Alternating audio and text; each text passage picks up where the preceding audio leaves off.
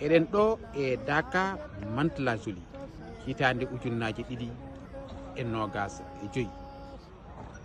eɗen gandi Daka o fuɗɗima guila ñande alkamisa oɗo jawtuɗo tawi ko e gardugol ceerno Cheikh Ahmed Tidiane Baro no min mbiri on e ñalawma hanki o oɗo Daka o fuɗɗa ko hitande ujunere 1995 woni 1995 tawi ɗum fuɗɗi ko e gardugol ceerno Mouhamadoul Mansour Baro radiyallahu taala anhu e kala hitande noon e ɗum ɓeydo ɗo ko yettude Allah tan e julde e nelaɗo Allah sallllahu alayhi wa sallam kadi e nder leyɗele ɗeɗo takkiɗe leydi paari goto foof ene welti ko keɓɗo arde omo heɓani arde kono goto foof beelama muɗum ene mawni hen ɓooyi arde Daka Mantu laabi kewɗi mbiɗa e hami mbatti joni kam dakade mino e ceerno Mourtada to Samba Yiɗe ko minen daktoto ɗo Daka o noon waɗani Daka wuuro waɗi tan ko Daka kala julɗo dewo Allah jokko en so ari bisimilla jeeyami ko gaw mbiyetemi ko Djiby Ba kono ɓurmi lollirde ko Samba Kajjiɗo caggal nde ɗowi ɗum kanko ceerno ha e hitande ujunnaje 2007 nde foof to yiile miñi ko ceerno Cheikh Ahmed Tidiane Baro jokki golle ɗe ene wondi hen e miñum ceerno Laji Malick Baro e ceerno Sidi Ahmed Baro e dendagal ɓesgu dental ngal e mbadi kutuɗini ko ɗum waɗi Daka hikka o kadi jooɗima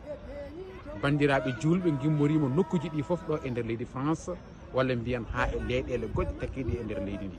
arde wonde ɗo fodde balɗe 4 guila ñande alkamisa ha ñande altine oɗo garowo so hawri e welede jomiraɗo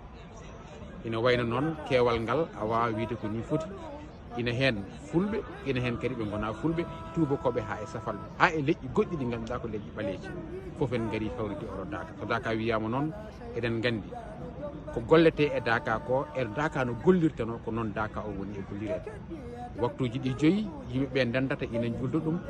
wasifaji ɗiɗi subaka kam e kikiɗe no gandirɗen ni e heɗade bandaji seereɓe men ha tengti e lefol ceerno men sehelaji den sehelaji Mouhamadou Seydou yoweli Allah won mum e lefol ceerno Mouhamadoul Mansour Baro